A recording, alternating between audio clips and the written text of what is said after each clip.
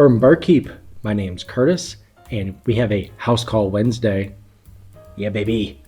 We got blind battles. Seems to be a fan favorite.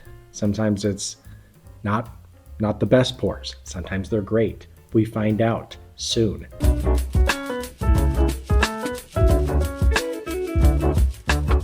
Welcome back. We got the blind battle poured up. We are ready to sniff, taste, and score them up. That's how we do here. Rip off the labels and we just say, is the juice good? Is it worthy of your hunt and your money? Let's find out. Glass A on the nose. It's like a plasticky corn, maybe like that candy corn stuff that you get at Halloween you were never pumped about.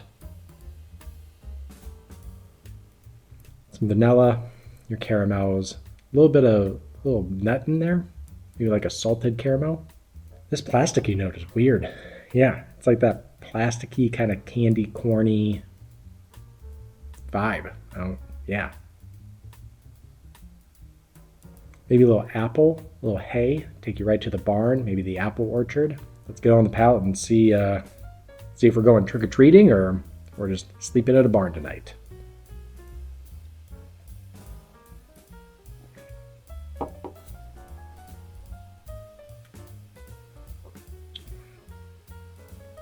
It's light on the palate.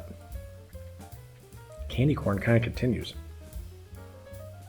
There's a lot more salt. Whoa, it's like peanut shell level salt. That is drying, that is bitter. Light vanilla, wow, that is really thin. Trying to remember what I tasted, but it is leaving and there is not a lot of finish to it either. All right, caramel, little vanilla, little apple. I'm gonna go back in for sip 2. That was alarmingly quick on the experience side of it. So now that we know, we'll adjust and we'll just rapid fire these things. Let's get it. What new came out?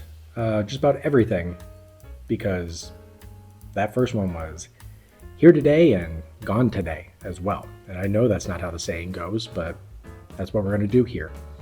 On the nose, there was like a nice old book, like one that is leather bound and costs a lot of money. So not a slight. There's still on the palate that salted peanut shell that is roaring across your tongue and sits in the back of the tongue. That's like the only tasting note that you really get on the finish. Some pepper in there, not a lot of cinnamon. I look forward to the cinnamon. This is more of a black pepper. Then it goes into maybe like a oak and a slight caramel.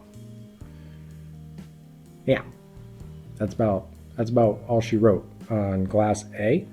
Glass B, let's see what we got, and hopefully she just sticks around just a touch longer than what glass A did.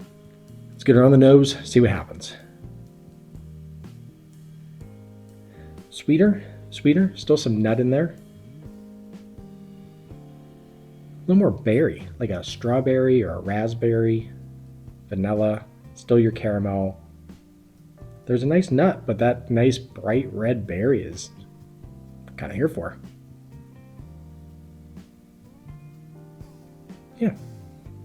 I don't think there needs to be 5-6 notes. We'll see if anything else comes out, but that strawberry, raspberry, mixed berry kind of jam we got going on. Let's see if it's my jam on the palate.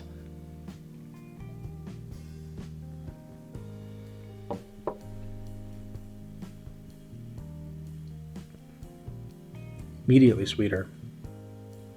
That salted peanut, that maybe honey roasted peanut, much more on the palate to where just a little bit of nut on the nose, a lot more honey roasted peanut on the palate. I'm kind of here for it. A lot more fruit forward, at least going from glass A to glass B. Hangs on the palate quite a bit. A little more, that salted caramel still kind of continues. That nuttiness blends into the sweetness. Not that bad. Maybe orange. Feel like a little orange coming out. Nice oak presence and tobacco in the finish. Yeah, I would say this is a little more of a complex pour, which is nice. Nothing to shout it from the mountaintops just yet, but overall enjoyable. A little more going on, but whatever these pours are, you're gonna enjoy some salty nuts. There's just no way around it. All right, sip 2 for glass B. See where we're going. Sip 2, it's nice.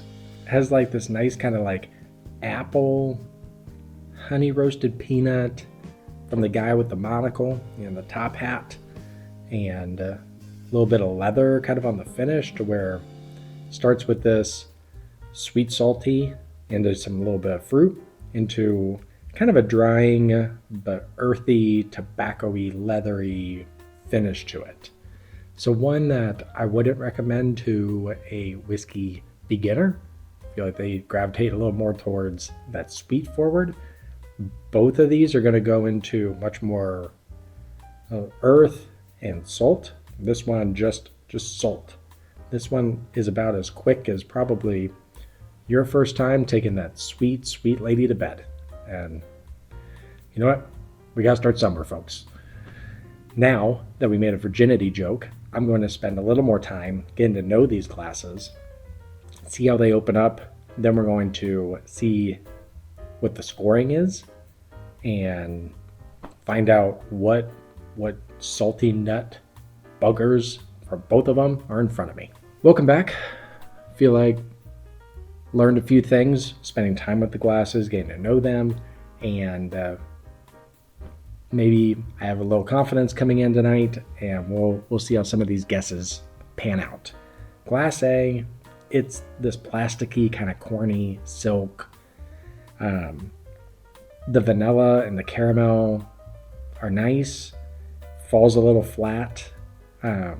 This seems like kind of a budget versus a nicer pour. I don't know how much nicer. I don't think that this was, I wouldn't think that glass B is $100, but there is a nice richness, nice oiliness. The mouthfeel is night and day different, to where I'm sure it seems like there's a little more proof in glass B. Seems like there's a little more oak and age to glass B. The complexity's there.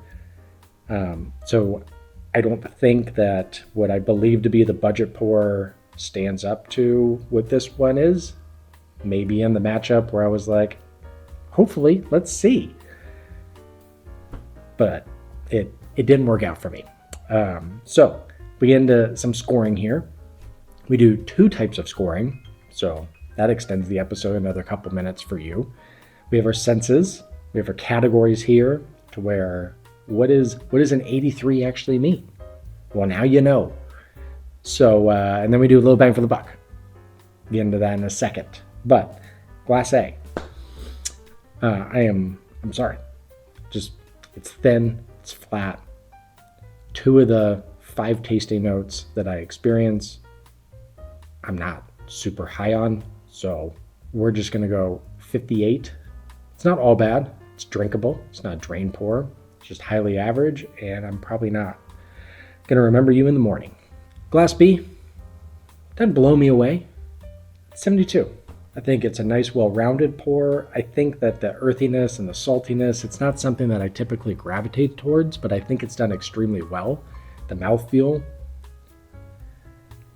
just night and day above glass A, but there's others that are better. So, but we're focused on A and B. That's what we're doing. Focus up. Bang for the buck. Now, can glass A make up some ground with bang for the buck?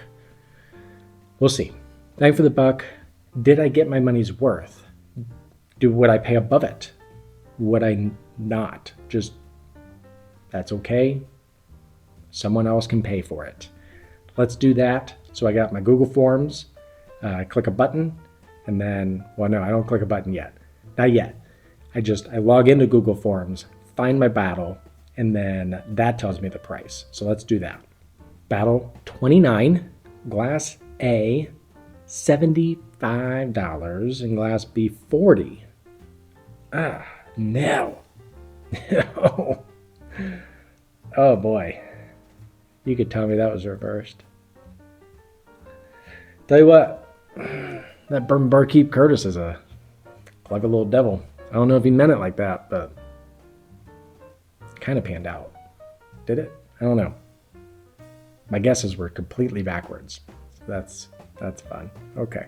All right. Well, let's get this episode over with. Confidence is now gone.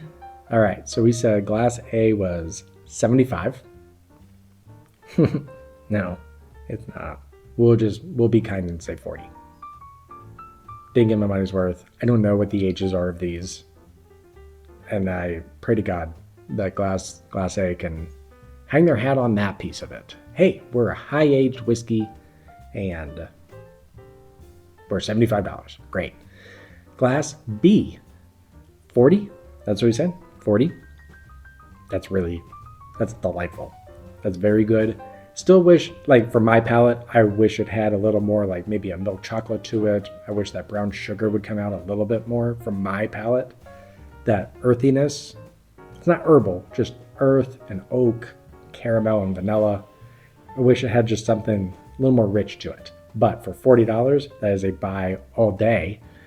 We'll go 78. I would definitely pay above $40. If you told me that pour was 55, maybe 60, I would say, yeah, I wouldn't back it up, but that's worth it. Sure. Now, let's do the reveal and see how bad I got mixed up here. All right, battle to the Royal Airness himself, number 23, Glass A, Widow Jane 10-year. I mean, 75. No, I'm not even gonna do it. Glass B, the Knob Creek 9-year. Holy hell, that's good. Man, 9 years, $40. How did they do that? Okay, so outside of being completely backwards, did I crush it? I don't know. Guess we'll find out. Yeah, that Knob Creek 9, that's a delightful ride. Just brace yourself for a little tobacco, a little oak, a little honey roasted peanut. Like, subscribe. We do this every Wednesday. Unless the tummy bug hits, then I hope I have a backup episode. But thanks for joining.